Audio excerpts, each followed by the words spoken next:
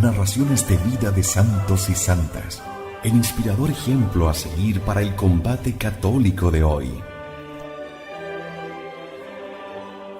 Le invitamos a conservar la doctrina católica y la verdad depositada por nuestro Señor Jesucristo.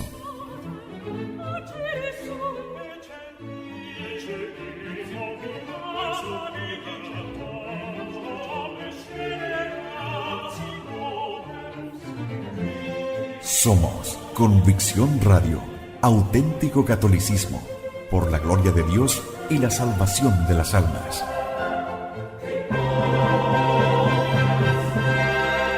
Convicción Radio.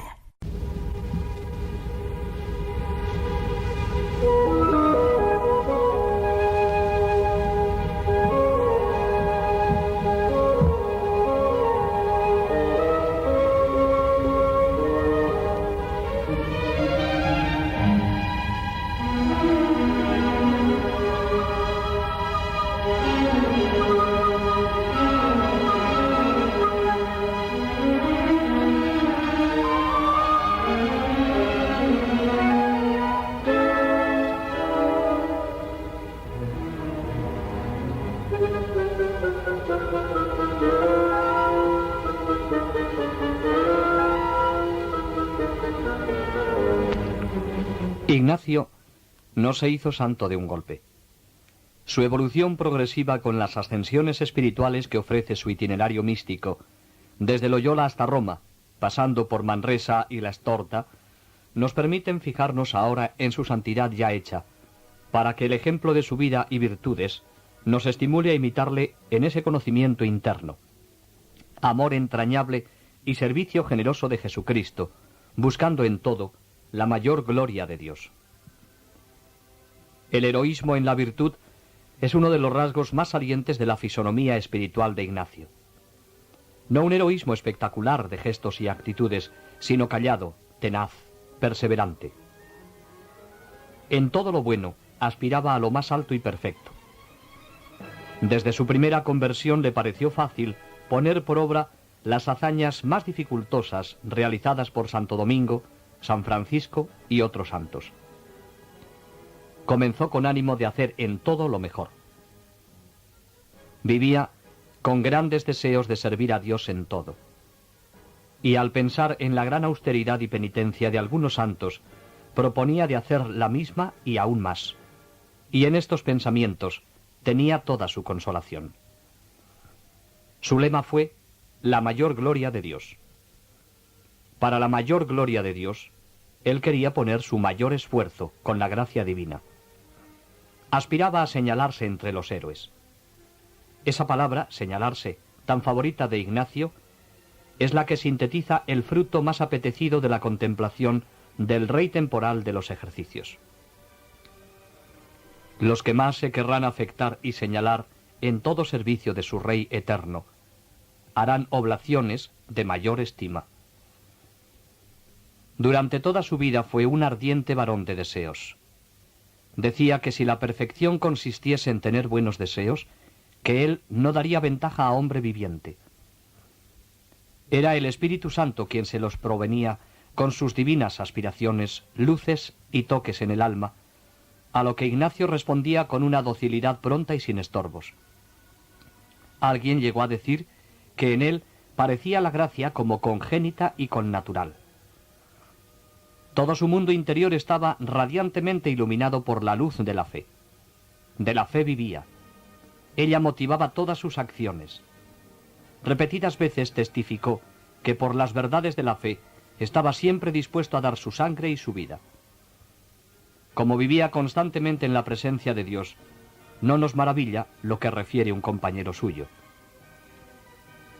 El Padre dice que nunca se atreve a hacer alguna cosa de momento, aunque tenga todas las razones, sin hacer recurso a Dios. Nunca dice palabras sino sobrepensado y ofrecido a Dios. No era su fe la de Lutero, meramente fiducial, pasiva, que prescinde de las obras cuando no las niega, sino una fe operante, vivificada por la caridad, y que es al mismo tiempo raíz y fuente de esperanza perenne.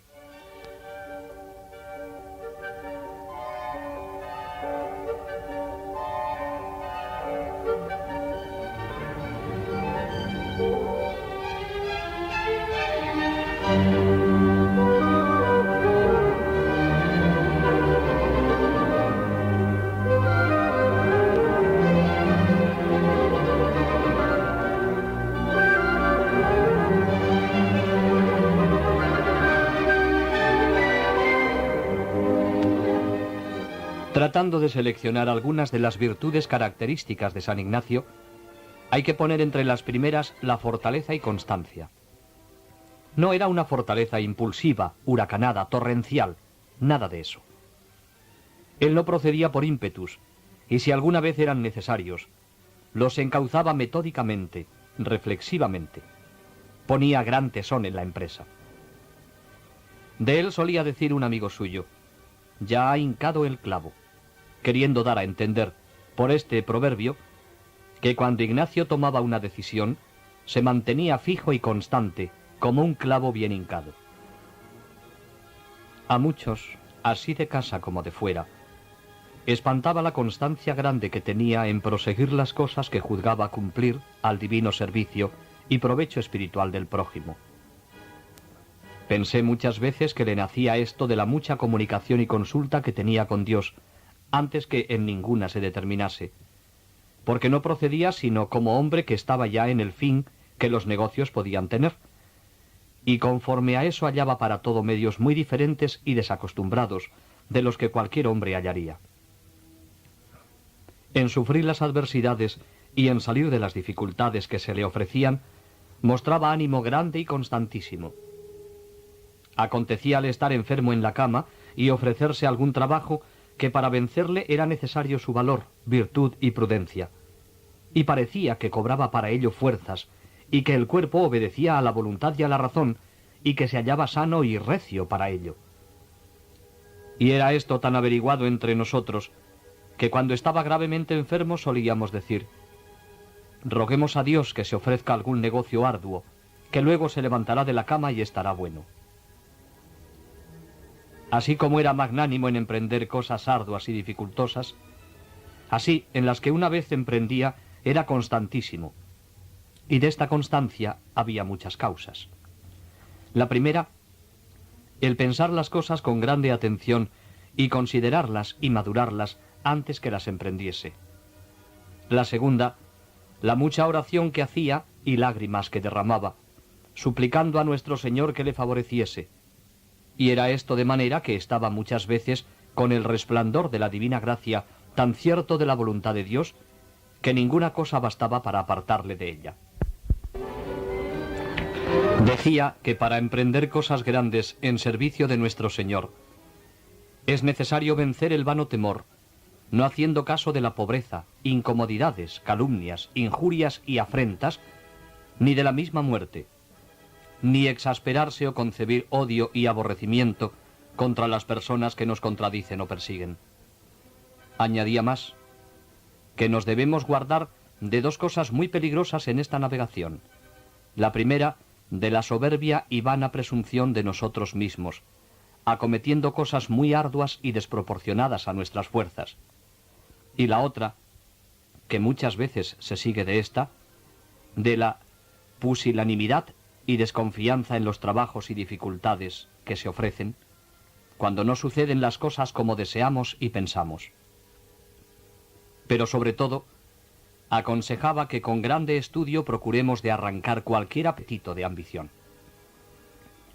Ignacio era magnánimo, y en las cosas que le emprendía incansable, y por ninguna dificultad ni contradicción que se ofreciese, volvía atrás de lo que juzgaba que convenía para el servicio de nuestro Señor, y así deseaba que fuesen los demás. Pero también amonestaba que no debe ser el hombre pertinaz y obstinado en querer perseverar en lo que una vez comenzó por salir con la suya, si no hay esperanza de acabar lo comenzado. Todos cuantos vivían con él se admiraban de su gran fortaleza y magnanimidad. En las infinitas y ásperas dificultades que tuvo que superar, se patentizó el acerado temple de su alma de héroe. Era un luchador, y sin embargo jamás quiso luchar contra adversarios personales. Buscó grandes enemigos, los de Cristo, los de la Iglesia, los de la verdad y la justicia. Contra ellos combatió denodadamente. Como todas sus acciones eran maniobras de una grande y perpetua batalla contra el error y la iniquidad, se preocupaba seriamente cuando algunas de sus empresas marchaban suavemente sobre ruedas, sin estorbos ni contradicciones. Sabía que Cristo y la Iglesia, como la verdad y el bien, serán siempre signo de contradicción. Por eso, la persecución, lejos de amilanarlo, le aumentaba los bríos y la confianza. Si en ocasiones se defendió contra ella, tratando de alejarla, no fue por los daños personales que le podían acarrear, sino porque, atacado en materia de fe y doctrina, creyó necesario poner en claro su ortodoxia para poder hacer fruto en todas las almas.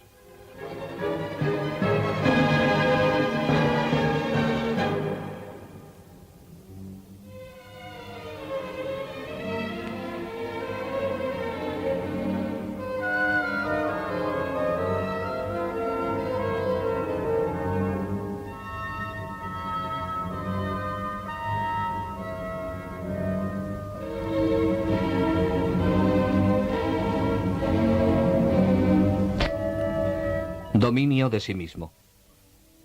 Un afán ardiente de purificación. Un odio entrañable al pecado y a todo lo pecaminoso. Un deseo vehemente de expiación y sobre todo un amor incondicional a Cristo crucificado.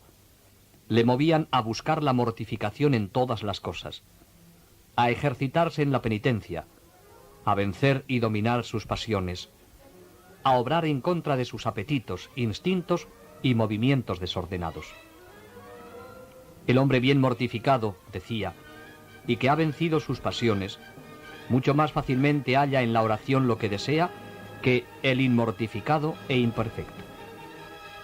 Por eso, el véncete a ti mismo compendia y resume bien sus exigencias ascéticas, que finalmente se ordenan a destruir el pecado y quitar obstáculos a la infusión del Espíritu Santo. No tenemos idea, repetía, de la altura a que Dios nos levantaría si no pusiésemos obstáculos a la gracia. De ahí la necesidad del vencimiento propio. Vencimiento propio que vacía el alma de todo lo humano para que Dios venga a llenarla plenamente. Eso es lo que pretenden los ejercicios, según lo expresa su mismo título. Ejercicios espirituales para vencerse a sí mismo y ordenar su vida, sin determinarse por afección alguna que desordenada sea. Un biógrafo del santo ha escrito: su serenidad íntima fue el producto de aquel orden que supo realizar en el alma propia y de los suyos, reflejó en sus instituciones y persiguió en sus ejercicios. Una cosa maravillosa tenía, entre otras muchas, y muy notada de los que conversaban con él, y es que, siendo de complexión colérico, tenía tan vencida esta pasión que los médicos que no le conocían le tenían por flemático. Estando una vez enfermo, le avisó el médico que no diese lugar a tristeza ni a pensamientos penosos, y con esta ocasión comenzó a pensar atentamente dentro de sí qué cosa le podría suceder tan desabrida o dura que le afligiese y le turbase la paz y sosiego de su alma. Y habiendo vuelto los ojos de su consideración por muchas cosas, una sola se le ofreció, la que él tenía más metida en sus entrañas, y era si por algún caso nuestra compañía se deshiciese. Pasó más adelante, examinando cuánto le duraría esta aflicción y pena en caso que sucediese, y le pareció que si esto aconteciese sin culpa suya, dentro de un cuarto de hora que se recogiese y estuviese en oración, se libraría de aquel desasosiego y se tornaría a su paz y alegría acostumbrada. Así habla uno de sus compañeros más íntimos que le conocía bien. Cuando una persona manifiesta tal dominio y señorío de sí mismo, es que ha alcanzado cimas muy altas en la perfección.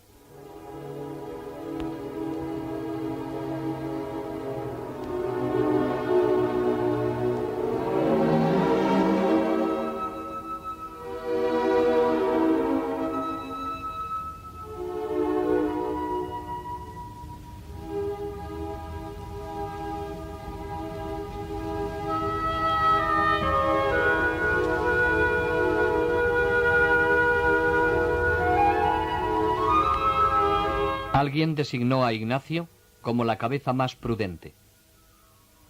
Ciertamente, Ignacio poseía la prudencia en grado excepcionalmente elevado, esa virtud sobrenatural que consiste en atinar siempre y en todo con lo justo, y de hallar los medios y caminos que conducen al fin. Esto era fruto del perfecto dominio de sí mismo y del desapasionamiento, unido a un extraordinario don de discernimiento y a un profundo conocimiento de los hombres. Solía decir que el hombre no se debe dejar guiar en nada, ni siquiera en las cosas espirituales, por el sentimiento, sino por la razón. Y esta regla seguía él mismo en todo, aun en las cosas mínimas. Con la gracia divina elevó y sobrenaturalizó una virtud que le era innata y connatural. Ya en su juventud, la cordura y sensatez de Íñigo de Loyola llamaron la atención del duque de Nájera, quien le confió el espinoso encargo de apaciguar los bandos que desgarraban a Guipúzcoa. Y triunfó Íñigo gracias a su fino tacto en el manejo de los hombres y a su juicio ponderado y ecuánime. Más tarde, su maravillosa prudencia se convirtió en proverbio. En todo su obrar resplandecía la sensatez, el tacto, la madurez, la ecuanimidad, la mesura, la discreción, la previsión de las posibilidades y la adaptación de los medios a los fines. Uno de sus discípulos atestigua: gozaba de gran autoridad por su prudencia y su juicio. Se maravillaban todos de la presteza y acierto con que daba su consejo en todos los negocios que se le proponían, o sobre los cuales caía la deliberación de las más difíciles cuestiones.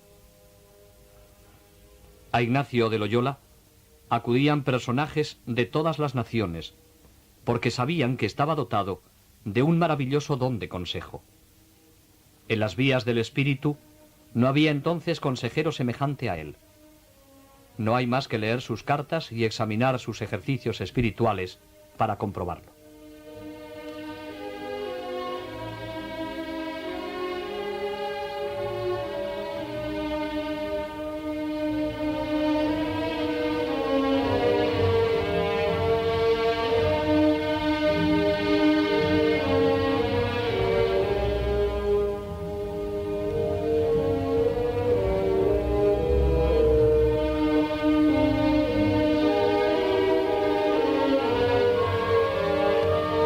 Un hombre de prudencia tan consumada no podía menos de ser un estupendo padre espiritual, director de conciencias, consejero en trances críticos, guía de extraviados, consolador de escrupulosos y pusilánimes, moderador de violentos e impetuosos, forjador de caracteres, troquelador de ascetas y de apóstoles. Este oficio lo ejerció toda su vida, desde que redactó el primer boceto de los ejercicios en la cueva de Manresa, hasta que, siendo general de la compañía en Roma, componía las constituciones y hacía de maestro de novicios y amaestrador de veteranos. Su magisterio espiritual en vida y después de su muerte es un hecho de tal volumen y evidencia que difícilmente se dará otro mayor en la historia. Por sus manos pasaron algunos pecadores y tibios, almas perplejas y aún anormales, almas apostólicas y santas, almas contemplativas y de altos dones místicos. Y todas aprendieron en aquella escuela de perfección, todas recibieron luz, esfuerzo, orientaciones. En las infinitas tandas de ejercicios que desde entonces acá se han dado y continúan dándose en el mundo, siguen comentándose las anotaciones, las reglas para discreción de espíritus y las demás normas y consejos que él escribió, sacándolas de su experiencia y de las iluminaciones con que Dios le favorecía. Este magisterio es tanto ascético como místico. Se engañan los que piensan que los ejercicios son un curso de ascesis. Si exceptuamos algunas meditaciones y reglas más propias para los que están en la vía purgativa, el resto es igualmente valedero para las almas místicas. Por eso, los que mejor han practicado y vivido los ejercicios han sido los grandes santos. En su trato y dirección espiritual solía ser blando con los principiantes y duro con los que caminaban muy adelante por las sendas de la perfección. La mortificación que él exigía a sus dirigidos era principalmente interna, desconfiando un poco de los que hacen alarde de grandes penitencias corporales. El ideal de mortificación interna que propone a los candidatos de la compañía es de tan sublime excelsitud evangélica, y lo presenta caldeado con tales llamas de amor e imitación a Cristo, que nos pone de manifiesto su espíritu. Asimismo, dice, es mucho de advertir a los que se examinan, encareciéndolo y ponderándolo delante de nuestro Criador y Señor, en cuanto grado ayuda y aprovecha en la vida espiritual, aborrecer en todo y no en parte cuanto el mundo ama y abraza, admitir y desear con todas las fuerzas posibles cuanto Cristo nuestro Señor ha amado y abrazado. Como los mundanos que siguen al mundo aman y buscan con toda diligencia honores, fama y estimación de mucho nombre en la tierra, como el mundo les enseña, así, los que van en espíritu y siguen de veras a Cristo nuestro Señor, aman y desean intensamente todo lo contrario. Es, a saber, vestirse de la misma vestidura y librea que su Señor, por su debido amor y reverencia, tanto que donde a la de su divina majestad no le fuese ofensa alguna, ni al prójimo imputado a pecado, deseen pasar injurias, falsos testimonios, afrentas y ser tenidos y estimados por locos, no dudando ellos ocasión alguna de ello, por desear parecer e imitar en alguna manera a nuestro Criador y Señor Jesucristo, vistiéndose de su vestidura y librea, pues la vistió Él por nuestro mayor provecho espiritual, dándonos ejemplo que en todas cosas a nosotros posibles, mediante su divina gracia, le queremos imitar y seguir, como sea la vía que lleva a los hombres a la vida. Para mejor venir a este tal grado de perfección, tan precioso en la vida espiritual, su mayor y más intenso oficio debe ser buscar en el Señor nuestro mayor provecho y abnegación, y continua mortificación en todas cosas posibles. En tan elevadas cumbres coloca el autor de los ejercicios la que él llama tercera manera de humildad, formulada en este heroico ofrecimiento. Siendo igual alabanza y gloria de la divina majestad, por imitar y parecer más actualmente a Cristo nuestro Señor, quiero y elijo más pobreza con Cristo pobre que riquezas, oprobios con Cristo lleno de ellos que honores, y desear más ser estimado por vano y loco por Cristo, que primero fue tenido por tal, que por sabio ni prudente en este mundo. A Ignacio le mueve siempre el amor a Jesucristo y su máxima imitación. A conseguir tan sublime grado de perfección, exhortaba a los suyos y a las personas que ayudaba. Les exigía deseos encendidos de esa heroica santidad. Y si alguno no sintiese en su corazón tales deseos, les preguntaba si se hallaban con deseos de tenerlos. En meta de la mortificación interna que exigía, era la máxima identificación con Jesucristo.